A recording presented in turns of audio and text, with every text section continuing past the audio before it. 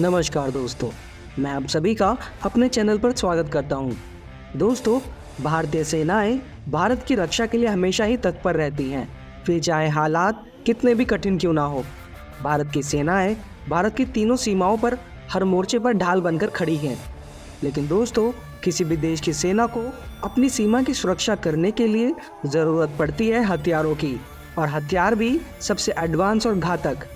लेकिन इन घातक हथियारों के साथ साथ सेना को अपने दुश्मन की खुफिया जानकारी भी मिल जाए तो एक सेना के लिए उससे बेहतर कुछ भी नहीं होता। इसीलिए सभी देश अपनी सुरक्षा को मजबूत करने के लिए अपने दुश्मन देशों और अपने पड़ोसी देशों पर जासूसों की मदद से उस देश की खुफिया जानकारी को इकट्ठा करके उस देश के खिलाफ इस्तेमाल करते हैं। और जानकारी को इकट्ठा करने के लिए हर देश नए नए तरीकों का इस्तेमाल करता है, जैसे कि कुछ देश अपने द्वारा अंतरिक्ष में छोड़ी गई सैटेलाइटों के जरिए दुश्मन पर नजर रखने का काम करते हैं। और हाल ही में भारतीय स्पेस एजेंसी इसरो ने भी अंतरिक्ष में अपनी एक सैटेलाइट को अपने दोनों पड़ोसी देशों चीन और पाकिस्तान पर नजर रखने के लिए लॉन्च किया है। लेकिन दोस्तों, इन सैटेलाइटों के जरिए हम केवल दुश्मन की ज़मीनी सीमा की निगरानी ही कर सकते हैं, जो भारत जैसे देशों के लिए जिनके दुश्मन उसके पड़ोसी देश चीन और पाकिस्तान ही हैं, उन पर नज़र रखने के लिए काफ़ी नहीं है, क्योंकि दुश्मन ज़मीन के साथ साथ पानी के रास्ते भी हमारी सीमा में घुसने की कोशिश करता रहता है। ये बात हमने सिर्फ चीन के संदर्भ में ही कही है, क्योंकि पाकिस्तान इंडियन वाटर्स में घुसने के बारे में कभी सोच भी नहीं सकता। क्योंकि आखिरी बार 1971 में जब पाकिस्तान की एक सबमरीन PNS गाजी इंडियन वाटर में आई थी, तो भारतीय नौसेना ने उसका ऐसा हाल किया था कि अब जाकर उसका मलबा मिला है। लेकिन दोस्तों, इस बात को 50 साल से भी ऊपर हो चुके हैं, और अब भारतीय नौसेना 1971 के मुकाबले कहीं ज़्यादा एडवांस हो चुकी है और कहीं ज़्यादा एडवांस हथियारों का इस्तेमाल भी करती है। दोस्तों, आज की वीडियो में हम भारतीय नौसेना में शामिल एक ऐसे हथियार के बारे में जानेंगे जो इतना ज़्यादा एडवांस और घातक है कि दुश्मन उसके नाम से कांप उठते हैं, जो चुपके से किसी भी देश की समुद्री सीमा में घुसकर उस देश की सारी पनडुब्बियों, एयरक्राफ्ट कैरियर और लड़ाकू जहाज़ों की जानकारी को इकट्ठा कर सकता है, वो भी उस देश को पता लगे बिना, और जिसे रिमोट से ऑपरेट किया जा सकता है। दोस्तों, हम बात कर रहे हैं भारतीय नौसेना में शामिल AUV यानी ऑटोनोमस अंडर वाटर व्हीकल और UUV यानी अनमैन्ड अंडर वाटर व्हीकल की, जिन्हें स्वॉर्म ड्रोन भी कहा जाता है। दोस्तों, इन अंडर वाटर व्हीकल का इस्तेमाल सबसे पहले 1985 में समुद्र के भीतर एक खोज के लिए किया गया था। बात 1985 की गर्मियों की है, जब नॉर्थ अटलांटिक महासागर में शोधकर्ताओं की एक टीम 1912 में डूबे दुनिया के सबसे बड़े जहाज का मलबा समुद्र की सतह पर ढूंढ रही थी। और इस काम को करने के लिए एक ऐसी मशीन का इस्तेमाल किया जा रहा था जो आगे चलकर दुनिया भर के देशों की नौसेनाओं के लिए एक महत्वपूर्ण हथियार बनने वाली थी। इस अजीब सी दिखने वाली रोबोट मशीन का नाम था आर्गो, जिसके जरिए उन रिसर्चर्स ने समुद्र की गहराइयों में छुपे टाइटैनिक जहाज के मलबे की खोज की थी, जो कि लगभग 7 दशक पहले 1912 में डूब गया था। आर्गो एक ROV यानी रिमोटली ऑपरेटेड व्हीकल था, जिसे समुद्र की सतह पर बैठे वैज्ञानिकों द्वारा ऑपरेट किया जाता था। लेकिन दोस्तों, इस आर्गो की भी कुछ सीमाएं थी, जैसे कि इसे एक जहाज के डेक से ऑपरेट करने के लिए एक मानव की आवश्यकता होती थी, और ये ROV एक वायर से जुड़ा रहता था, जो इसके द्वारा अधिक गहराई तक जाकर शोध करने की क्षमता को कम करता था। आज 2024 में अमेरिका, चीन और भारत समेत दुनिया के कुछ चुनिंदा देशों ने ऐसे हथियारों को विकसित कर लिया है, जिन्हें AUV यानी ऑटोनोमस अंडर वाटर व्हीकल और UUV यानी अनमैन्ड अंडर वाटर व्हीकल कहा जाता है, जो कि एक अनमैन्ड सबमरीन्स की तरह काम करते हैं, और इनका इस्तेमाल अलग अलग तरह से किया जाता है। भारतीय सेना इनका इस्तेमाल समुद्री सतह पर रिसर्च करने और निगरानी करने के लिए करती है। इसके साथ ही AUV का इस्तेमाल समुद्री सतह की मैपिंग, पर्यावरण जानकारी को रिकॉर्ड करने और अपनी सीमा की निगरानी और रिकॉनेंस के लिए भी किया जाता है। इसीलिए हमने वीडियो की शुरुआत में कहा था कि इस ROV ने आगे चलकर सभी देशों को एक ऐसे हथियार को बनाने के लिए प्रेरित किया जो समुद्र की गहराइयों में जा सके और जिसकी कोई सीमा ना हो। दोस्तों, इन AUV के हालिया कारनामों को देखें तो भारतीय सेना ने अभी हाल ही के दिनों में 1971 के युद्ध में पाकिस्तान की तरफ से इस्तेमाल की गई पनडुब्बी PNS गाजी, जिसे भारतीय पनडुब्बी ने विशाखापट्टनम पोर्ट से करीब 2 से 2.5 किलोमीटर दूर डुबो दिया था और जिसका मलबा करीब 100 मीटर की गहराई में पाया गया है। इस मलबे को भारतीय सेना द्वारा इस्तेमाल किए जाने वाले DRSV यानी डीप सबमर्जेंस रेस्क्यू व्हीकल से खोजा गया है, जो AUV की तरह ही काम करती है, लेकिन इसे चलाने के लिए सैनिकों की आवश्यकता होती है जो इसके अंदर रहते हैं। दोस्तों, इन AUV और UUV का इस्तेमाल ऐसे मिशंस को पूरा करने में किया जाता है जो आम सबमरीन्स नहीं कर सकती। दोस्तों, आज की वीडियो में हम भारतीय सेना में शामिल AUV और UUV के बारे में जानेंगे। साथ ही ये भी जानेंगे कि भारतीय सेना को इन हथियारों की ज़रूरत क्यों पड़ी। तो चलिए दोस्तों, शुरू करते हैं और जानते हैं भारतीय नौसेना में शामिल होने वाले इन गुप्त हथियारों के बारे में। लेकिन वीडियो में आगे बढ़ने से पहले अगर आप यहाँ तक वीडियो को देखते हुए आ गए हैं और आपको वीडियो अच्छी लगी है तो वीडियो को लाइक, शेयर और चैनल को सब्सक्राइब करना ना भूलें। चलिए दोस्तों, शुरू करते हैं। दोस्तों, सबसे पहले बात करते हैं कि AUV और UUV होते क्या हैं और ये अंडर वाटर स्वॉर्म ड्रोन से कैसे अलग होते हैं। तो दोस्तों, यहाँ हम आपको बता दें कि अंडर वाटर स्वॉर्म ड्रोन्स को अनमैन्ड वाटर व्हीकल UUV भी कहते हैं। अंडर वाटर यानी ये पानी के अंदर काम करते हैं। इनमें किसी इंसान को बैठने की ज़रूरत नहीं होती। इन हथियारों की 2 कैटेगरी होती है। पहली रिमोट से चलने वाली अंडर वाटर व्हीकल और दूसरी ऑटोमेटिकली अंडर वाटर व्हीकल, यानी ये खुद से फैसला लेते हैं। फिलहाल remotely operated under water vehicle का इस्तेमाल ज़्यादा होता है। इसे एक ऑपरेटर कंट्रोल करता है। ये हथियार समुद्र में निगरानी और पेट्रोलिंग के काम आता है। ज़रूरत पड़ने पर इनसे हमला भी किया जा सकता है। अंडर वाटर स्वॉर्म ड्रोन्स का वजन कुछ किलो से लेकर कुछ हजार किलोग्राम तक हो सकता है। इनसे हजारों किलोमीटर का सफ़र करते हुए समुद्र में कई हजार मीटर की गहराई तक जाया जा सकता है।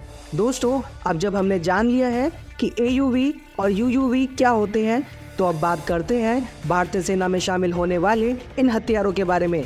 सबसे पहले बात करते हैं भारतीय सेना में शामिल होने वाले AUV यानी ऑटोनोमस अंडर वाटर व्हीकल के बारे में। दोस्तों, भारतीय नौसेना में शामिल होने वाले इन घातक हथियारों की ताकत से पाकिस्तान और चीन भी पूरी तरह से सहम चुके हैं। इस हथियार के जरिए भारतीय नौसेना के द्वारा भारतीय समुद्री सीमा की निगरानी करने की ताकत इस कदर बढ़ चुकी है कि अगर कोई चीनी जहाज या सबमरीन हिंद महासागर के पास से भी गुजरती है तो भारतीय नौसेना को उसकी लोकेशन और उसके टाइप के बारे में पता चल जाता है। दोस्तों, भारत के लिए इन AUV को कोलकाता स्थित garden reach ship builders and engineers यानी GRSE ने बनाया है। ये एक ऑटोनोमस अंडर वाटर व्हीकल है जो कि पानी के अंदर खुद से चलने वाली एक रोबोटिक पनडुब्बी है। इसकी लंबाई 2.1 मीटर और वजन 50 किलोग्राम है। यह लगातार 3 घंटे तक समुद्र में गोते लगा सकती है और ये 3 घंटे ही इस AUV के लिए काफ़ी है पाकिस्तान के कराची नेवल बेस की सारी जानकारी को भारतीय नौसेना तक पहुंचाने के लिए। इस AUV की स्पीड 3 नॉट है, यानी कि ये रोबोटिक सबमरीन 5.56 किलोमीटर प्रति घंटा की गति से समुद्र में गोते लगा सकती है। इसके साथ ही इसमें लगे GPS सिस्टम के जरिए ये लगातार अपने बेस से कांटेक्ट में रहती है, जिससे रियल टाइम जानकारी को अपने बेस को आसानी से भेज सकती है। इसके अलावा ये GPS के सहारे से समुद्र में अपना रास्ता खुद खोज लेती है। अभी फिलहाल इस स्वदेशी AUV को बंगाल की खाड़ी में उतारा गया है। इसमें कई एडवांस सेंसर और सिस्टम्स लगाए गए हैं ताकि समुद्र में दुश्मन किसी भी तरह की साजिश रचे तो भारतीय नौसेना को उसका पता चल जाए। अगर यह रोबोटिक सबमरीन समुद्र में निगरानी करने उतरती है तो दुश्मन की नापाक चाल की सूचना इसे पहले ही मिल जाएगी। इसके साथ ही इस AUV का इस्तेमाल साइंटिफिक रिसर्च के लिए भी किया जा सकता है। ये AUV भारतीय नौसेना को भारतीय समुद्री सीमा की रियल टाइम निगरानी करने में मदद करेगी। दोस्तों, सेना द्वारा समुद्र की निगरानी को मैरीटाइम सर्विलांस कहते हैं। अब इस काम में ये AUV या ड्रोन्स भारतीय नौसेना की बहुत मदद करने वाले हैं, क्योंकि जब किसी देश की समुद्री सीमा इतनी बड़ी हो तो सिर्फ लहरों के ऊपर से निगरानी करने से काम नहीं चलता। भारत को समुद्री सीमा के अंदर यानी पानी के अंदर भी अपनी निगरानी को और चौकस करना होगा। दोस्तों, भारत में बने AUV बेहद किफ़ायती होने के साथ साथ बेहद अत्याधुनिक भी हैं। यह समुद्र के अंदर लंबे समय तक खुद ब खुद निगरानी कर सकते हैं, जिससे बड़े जहाज़ों, तकनीकी यंत्रों और जवानों पर होने वाले खर्च को भी कम किया जा सकेगा। GRSE द्वारा बनाई गई AUV में एडवांस सेंसर्स और कटिंग एज कैमरा लगे हैं। इसके साथ ही इसे रडार सिस्टम और इंफ्रारेड टेक्नोलॉजी से भी लैस किया गया है। इसमें सोनार सिस्टम भी लगाया गया है जो इसे हर तरह की निगरानी, जासूसी और दुश्मन द्वारा समुद्र में बनाई गई बारूदी सुरंगों का पता लगाने के लिए सबसे बेस्ट बनाता है। तो चलिए दोस्तों, अब बात करते हैं अनमैन्ड अंडर वाटर व्हीकल यानी UUV की। दोस्तों, बहुत ही जल्द भारतीय नौसेना अपने बेड़े में ऐसे स्वदेशी ड्रोन्स को शामिल करने वाली है जो दुश्मन को पानी के अंदर ही खोजकर उन्हें तबाह कर देंगी। ये ड्रोन इतने घातक होंगे कि दुश्मन को इनके आने की खबर तक नहीं लगेगी और ये अपना काम भी पूरा कर लेंगे। दोस्तों, ऐसे ड्रोन्स को अंडर वाटर स्वार्म ड्रोन या अनमैन्ड अंडर वाटर व्हीकल कहा जाता है। भारतीय नौसेना इन अनमैन्ड अंडर वाटर व्हीकल के अलावा autonomous weaponised boat swarm, blue green lasers, multiple firing system और छोटे ड्रोन्स भी नौसेना में शामिल करने वाली है। दोस्तों, ये हथियार भारत में ही बनाए जा रहे हैं और ये पूरी तरह से स्वदेशी हैं। ये सारे हथियार भारत की MSME सेक्टर की कंपनियां ही बनाएंगी और ये मारक क्षमता और सटीकता के मामले में दुनिया के सबसे घातक हथियारों में शामिल होते हैं। इन हथियारों को भारतीय नौसेना आत्मनिर्भर भारत के तहत 2030 तक अपने बेड़े में पूरी तरह से शामिल कर लेगी। लेकिन दोस्तों, अब आपके दिमाग में ये सवाल ज़रूर आ रहा होगा कि भारतीय नौसेना को इस तरह के ड्रोन्स की ज़रूरत क्यों पड़ी। दोस्तों, हमारा पड़ोसी देश चीन ड्रोन्स के मामले में काफ़ी आगे है और चीनी सेना हिंद महासागर में निगरानी के लिए लंबे समय से इन अंडर वाटर ड्रोन्स का इस्तेमाल कर रही है और चीनी सेना ने बड़ी संख्या में ऐसे ड्रोन्स की तैनाती कर रखी है जिससे वो साउथ चाइना सी में जापान, साउथ कोरिया और वियतनाम पर इन ड्रोन्स के जरिए नज़र रखता है और चीन इन स्वार्म ड्रोन्स के जरिए हिंद महासागर में भारतीय जहाज़ों की जासूसी करने की कोशिश भी करता रहता है।